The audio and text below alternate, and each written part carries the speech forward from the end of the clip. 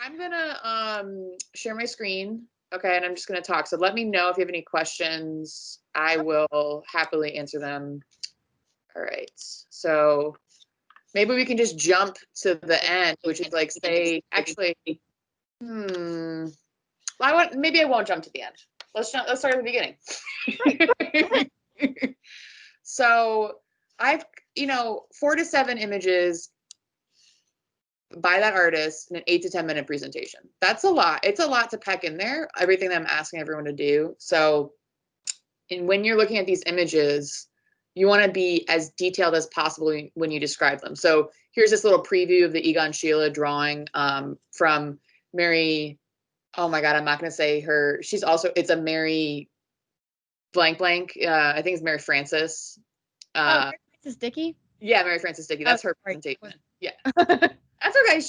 I didn't ask her for her permission, but I thought her presentation was great. So it's a good one if you have time to watch to get an example of a really strong presentation, Gotcha. like A+ caliber. But if I'm describing this drawing, I'm not just going to say, this is a drawing by Egon Schiele called Double Self-Portrait. And then, it was made with black chalk. Okay, so you should be describing more than that, in depth, like, two figures are touching in the right hand side of the composition. There is value mostly in the hair, but the majority of the drawing is created with line and cross contour line, especially here in the shoulders. The very intense eyes almost are not like focused in the right way, right? There's this other figure, the top figure is looking more quizzically above the viewer's eye line, with his head angled at a very peculiar and what looks like maybe potentially uncomfortable angle. And these figures are a little grotesque and less beautiful in the traditional sense. It's a black and white drawing, right? So you kind of get where I'm going. I could keep describing it, right? So you just want to be as descriptive as possible with the techniques used and what we're looking at. It looks quizzical because of these lines here across the contour of the forehead. Right. Is this making sense? Yes, ma'am, it does. Okay. So I would look at her presentation because she did a great job also talking about Schiele's time period. So that's the other layer of the presentation. So not only do you have to describe their drawings in depth, kind of have to set us up for what time period each artist was working in and how that impacted their artwork. Gotcha. Okay. But it shouldn't be a biography, right? We're not going to say Egon Schiele was, you could probably say when he was born, and then it's very interesting when he died because he died of the Spanish flu. So there's a lot of connections between then and now. But you definitely want to be thinking about that and not spending. You don't want to be spending the majority of your time on the biography. Okay. Gotcha. So techniques, yes, techniques. I have a link to the ArtStore database. We're going to go look at that because there's a couple of tricks with that are very useful. I have a link to a set of critical questions, right? Not just, right, to help you kind of maybe with your note taking for each slide, okay, about how to analyze art. That's like the British spelling. Oops, I got to delete this because this was left over from last year. Okay. Oop, sorry, my bad. Okay, just ignore that sentence. And then I have a rubric here to help. Okay, so and then the example here. All right, so this is what we're up for. And here are all our different artists that I see many people have already chosen their artists. So say I wanted to look up Tintoretto. Oh, I guess I can't copy his name. Oh, I can. Okay. So I'm like, I want to find out why my teacher thinks this guy is like so great at drawing. So the basic thing you could do is just go to the library website and just paste his name and see what shows up. All right, so this is just the big search. It's just kind of like what information is out there about Tintoretto. All right, and so you're seeing, okay, wow, the uses and abuses of drawing. That might be very useful for me to read, right? Because it's about drawing and it'll give me an idea of the house, the ideal city and the real city. Some of these will be in other languages. That's what we're looking for. That's what we need. But the big search is good for like an overview of maybe like what it generally is. Like this would be a great article if I were looking at Tintoretto. I mean, just on the surface, I'm like, that seems like a good one for me to just even briefly read, more than Wikipedia. Gotcha. Right. Yeah, like big hints to everyone. You do not want to have a Wikipedia source in your works cited. Okay. Big tip. All right, so that's just for the big search that's available on the library website. So if I go back to the library homepage, which is available to everybody, you can go click over to databases. Okay, and here are all the databases that are available to you. And the easiest one and the best one that you'll find very useful for this project is Artstor. And you need to create an account. I have an account. You don't have an account automatically, so you just need to create an account. Okay, and that way you can download the images at full size. If you do not have an account, you're not able to get the high quality images that will really help us see the drawings that you're discussing. All right, I'm gonna look up Tintoretto again. And now, oh, look at all of this. You can limit your search. So over here, it's like paintings, drawings. I need to do drawings because my teacher told me that we must be talking about the drawings, not the paintings. Right, we're talking about the drawings. Ooh, this one looks moody. Ooh, very moody. Okay, I want to get one that's more line. Ooh, look at this one. Ooh. So you can really get some very nice high quality images with all of the information you need to include, right? All of the information and a citation just through Artstor. Wow. That seems like that's where I need to be. So easy. And all of the artists from this that I've given you should have a fair amount of drawings available on Artstor because all of these artists are decently, if not incredibly well known.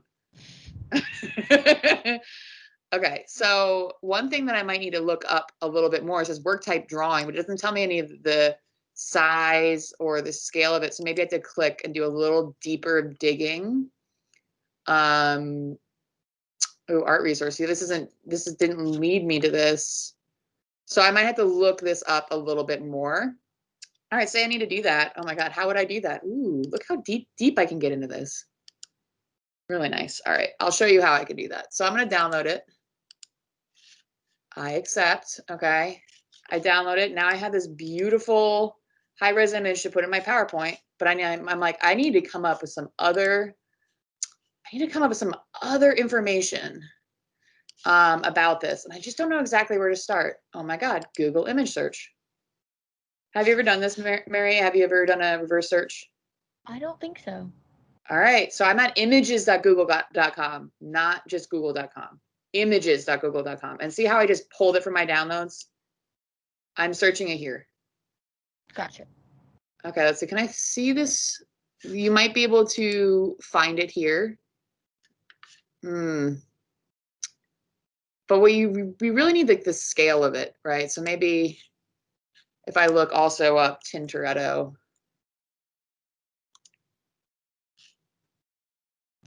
I might be able to find it. I can see some other ones that showed up. Oh, it's in the stock photos. Right, so you have to do a little bit of digging to find out more information. And if you can't find the scale of it and you can't, ooh, this is where the original image came from, but it gets you there a little faster. I accept. Okay. Here it is. Found it. You can't see it, but I found it. There is no information about the size. Dang it. But I did find it on the archives website where it came from. Okay, so if you really, really like this drawing, I would say make a case for why you don't have the material and the size of it. If you're like, I can find another one that's better, that I have more information on, like look at this one. Wow. Oh, and this one has a, oh, look at how much information is here, right? So just be choosy, go for the things that you find the most interesting and engaging because you're the one who has to talk about it and engage us with it. All right. Any questions about Artstor right now? I don't have any. Okay, great. It's a very, very, I can't say it enough, very useful tool for you. Okay. If I go, I don't need this. I don't need that. I don't need this. Where am I going? I did Artstor. Oh, all right. I want to go back to images.google.com. So say you're like, I really just want to like see what just a Google image search of Jacopo Tintoretto will give me. Okay, wow, these are a lot of paintings, right? All these paintings. Oh, here's a drawing. Look at that. That's a nice drawing. And it's a nice size too, right? It's a nice size. Wow, I really enjoy that drawing. Maybe I should be talking about it. I want to show you here, if you're not familiar with the power of images.google.com, I can go to tools. I can go to size and hit large. Okay, let's narrow our search. All right, now I know that each image that I click on has at least 1,000 pixels. Okay, I know that these are all gonna have a good resolution. That's a video. I know that, ooh, well, if I click on it further, I'm gonna get to a better resolution image, okay? That's a nice one too. Here's these like curvy lines. Look at those. Hopefully this will help you when you're picking your images. Does this sound good? Sounds good. Okay, be really careful though, because there are people who will copy. There are people who will copy. They will copy them and they will say, this is a drawing by Tintoretto, or like in the style of Tintoretto, and that will pop up in the search too. So you have to be really careful that you're getting it from like the British Museum. This is a reputable source, Gotcha. right? Artstor would be a reputable source. When you go to Google, it becomes a little bit more Iffy. yeah, like you get the person who's in the drawing class who's like, I was looking at Tintoretto a lot. Here's a drawing in the style of Tintoretto. Gotcha. Yeah, so you want to always make sure it's from the actual artist. And I mean, many of the artists that people are presenting on, I'm pretty familiar with. So there have been times where I'm like, really, that artist drew that? And then I go and look it up. I'm like, well, I guess they did. And then, and the rare times have been like, they didn't. You know what I mean? So just want to watch out for that. I really look at these legs. I'm really enjoying Tintoretto. He's a new one for me to have for research. Nobody's choosing him, but I was like, look at all these great figures. Yeah, and no watermarks. So see, like this image is flipped from this one. Oh. So you want to make sure you're getting the actual one as large as possible, and do not crop it in your PowerPoint. See, like here's somebody who's copying. That's not Tintoretto. All right, now I'm gonna say, okay, I have these two images, 16th century Tintoretto. I'm gonna label it so it's not just a bunch of things. And in my documents, actually, I was working in this today, a presentation area. So I'm just gonna save it in there. Now I know where it is. Okay. So say I go to PowerPoint, I'm like, ooh, I've gotten some images. I'm ready to start putting them in. Artstor, okay, another little thing. You could look for more information on JSTOR. You can look for more information on the Getty library. And then in the library, okay, there's this thing called LibGuides. And you can click on art and art history. And here are art and art history specific reference resources. Okay, so say one of your artists uses a kind of printmaking, maybe they're using lithography.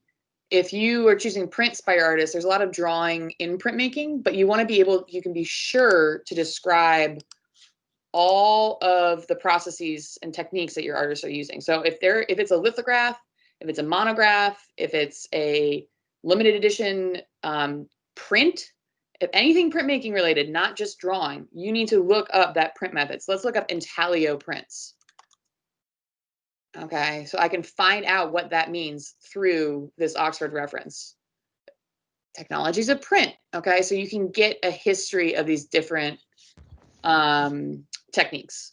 All right, so there's no reason why we should know. Look, oh, I can even look up adhesives, right? Woo! There's so much information right at your fingertips. It's so much easier than like when my mom went to college, she would have to spend hours and hours and hours in the actual library looking at these things through like a card catalog, right? So this is just, research has just been so amazing these days. All right, how are we doing, Mary Noble? Groovy like a drive-in movie. Okay, I'm going to share my PowerPoint screen. Okay, so you want to choose a PowerPoint template that is simple and not distracting. I'm going to choose a blank presentation. Come on. It's like, Are you? it hurts. Oh, it doesn't like it. Let me share it now that I've created a thing. Okay, here we are. All right, so Jacopo, and I'm going to spell it right. You want to spell your artist name right, and you want to pronounce it right. Tintoretto. And if you can't figure out that, you want to make sure that you ask me or ask a resource. Beginning Drawing Presentation by Kristen Tordello Williams. All right. Simple. You do not want to crop your drawings. You do not want to have any text over your drawings. You do not want to have anything that interferes with your drawings on your screen. So I go to my photo browser. Oh, no, that's not what I wanted. I want to go import picture from file. You all have done this before so many times. Here's my Scala image. Boom. Just so you know, when you hit like go to your files or whatever, it doesn't screen share that. So we didn't see anything. Okay, good to know. Thank you. Yeah, you're welcome. It really is okay. Like I think you know how to find files, hopefully. For sure. So I'll put my text box here, and you want to put the title, you want to put the date, you want to put the materials, and you want to put the size, at least. Okay, so the materials, we couldn't find the materials for this drawing. So they could be unknown, because this is an old drawing. This was made, let's go back to Artstor, and I'll find out. I'm just copying the title from Artstor. Oh my God, it's so easy. It doesn't like me right now. Hold on. Let me go back to Tintoretto. Copy, and then I'm going back here and I'm pasting. Study of a nude model. And normally you italicize artwork titles. Okay. It was made. They do not have a date on this. There's just not that much information, but you can put the date. If there's no date, you should put the dates of the artist's life. Okay, or try as hard as you can to find out. The size is also unknown. So this is not like a great choice of me to do this. Right, because I hopefully would have other materials. Like the materials here, it looks to me like he's using what does it look like to you actually, Mary? What do you think he's using here? Charcoal? Yeah, like charcoal. You know, at this time I use chalk too. Okay. So it could be a kind of chalk. And I'm not sure what the surface is. Paper. I'm just kidding. Yeah, paper. I mean, in the 16th century, paper was really scarce. So it could be paper, it could be something like vellum. And you could also look up like what kind of materials is Tintoretto known for using. You're right. So you just want to have as much information as possible when it comes to this. So you could make an educated guess instead of just making a guess. Fair point. Yeah, educated guess. Educated guess. All right, here I go. Here's my other Tintoretto image. And notice how I'm making it as big as possible, but I'm not pulling it so it's cropped. Right, I don't want anything to be cropped. This one looks like maybe it's pen. I didn't look up any other information about it. So you want to be really choosy when it comes to choosing your images, okay? And then on your last slide, you need to have a works cited. Okay, and again, I'm going to cite the item, and it's going to be an MLA format. When I just went over to my site, the little cite button in Artstor, and look how easy this is. They created the citation for me. It's correctly formatted, in MLA format.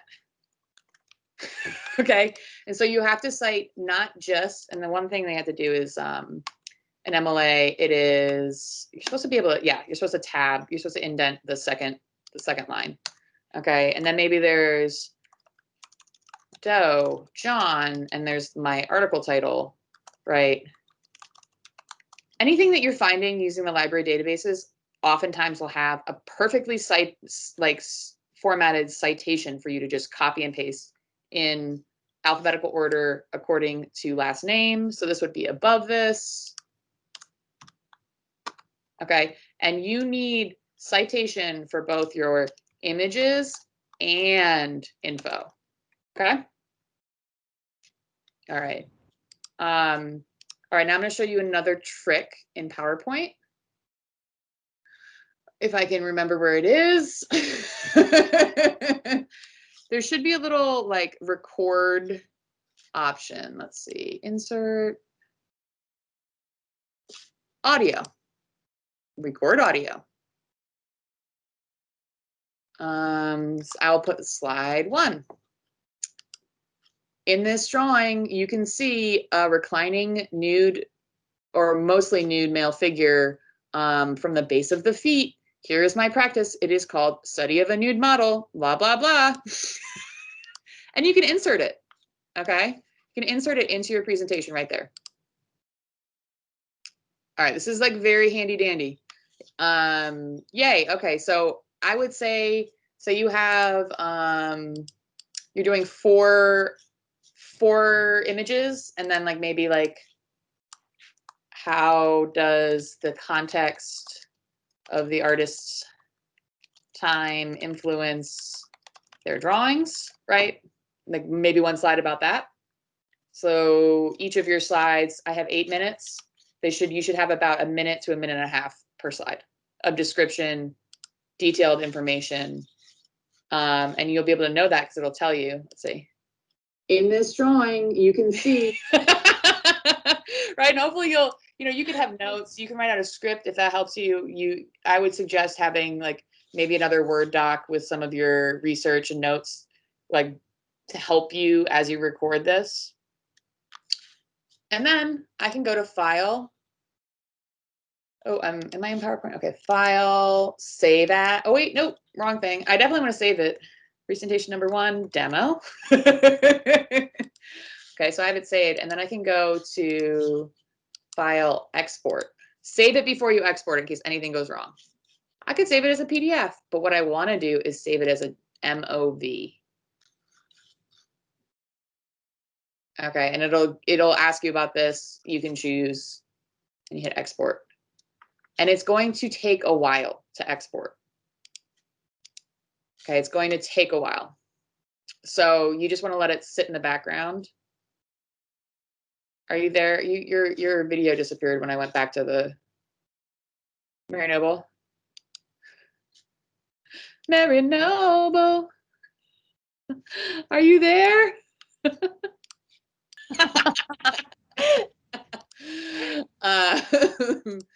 All right, so we just checked. Our video has exported. It exported just fine. We checked it. It has the audio in it. It just takes a little bit, especially the more images and audio you have. And now we're going to upload it to YouTube. Share my YouTube window. All right, so here's my YouTube window. I mean, you're getting a sense of what I watch. I'm doing a lot of demos right now. I love SNL and I watch it through YouTube. Janelle, I love her. Drunk History is my favorite escape. Okay. So you're going to create, if this is what it should look like when you're logged in. So if you don't have an account, you just create an account. It'll walk you through it. And then you go to, oh my God, I'm just looking at my my search history. And okay, I have to say the lo-fi music, that's my students' fault. So I go to upload video. This is how straightforward it is. Oh, you just drag it in. Boop. And then it just goes. It's like, woohoo! Demo. Okay. And it's thinking, I'll put this in my teaching demos. Okay. If I swear a lot, it's not made for kids, but this one, I think I did a pretty good job. Okay. See how it says 95% process down here? It means that the video has to be uploaded and then it has to process. So you can't just do this and expect it to be visible immediately when you upload it. Gotcha. Yeah, it takes, depending on the length of the video, it takes about anywhere between an hour to 2 hours, depending on the length of the video. Okay. Okay, but you can get the link before it's done processing, and you can put the link wherever you need. Oh, but because it was such a short video, it took not a long time. So I would say if you want to put this up as unlisted, because we do not have the rights to these images. Gotcha. Okay, this is for education only. And your video might get taken down if you do it as public. Gotcha. Okay, but in your details tab over here, demo for educational purposes only, all images copyright their original whatever creator, works cited page at the end, cites all information and image sources. Okay, just to cover your bases. Gotcha. All right, and then hit next. Next, I can copy my link right here. You hit save, and then it's going to appear. Oh, wow, I can embed it. I can get the link again. And then it's going to appear in your list of videos. Like I have a bunch of videos. Look at me, someone make videos. All right, and then I'm going to go to Course Connect, and then in that same tab down here, I'm going to put everybody's names here. I think I have this hidden right now. I'll put your names on here and you post your link, or you can, wonder if I could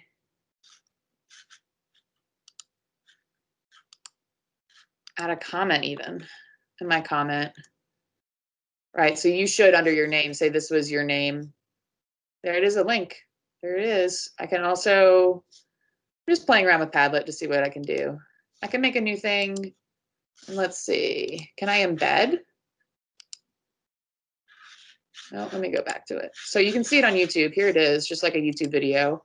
So easy. So you go to share, embed. I'm just curious to see if we can embed it on Padlet. Where is that? No, okay. But the link will help us get there. Okay. Nice. Okay. Very nice. All right. And I'll put all your names down here in this one. You'll also need to submit. I don't know what this looks like for you. You're gonna need to submit it here. Okay. As well for me to grade it. Okay. Got it. Cool. I have And to do it that way. Otherwise I can't use a rubric. Gotcha. If that makes sense. Like I have to have like something from y'all to submit. I need that rubric. The rough draft is due next week? Yes, the rough draft is due next Monday. Okay. To me, also in that same portal, you saw it above the final submission. So you can send me your PowerPoint rough draft. You do not have to send me a video. Okay. Okay. Whew. That was probably more in-depth than I go in like regular time classes. Probably. But I'm hoping this will be useful for people. I'm going to save this in our stream, okay, Mary Noble? And so other people can watch this if they're struggling with this assignment. There's so much information, useful content here. I agree. I definitely think that this has helped me, like, and then I don't have to go read all the instructions. It's just like told to me. It's beautiful. Readings for chumps. I'm just joking. I'm gonna go and edit that prompt right away. So I'm going to turn off the recording now.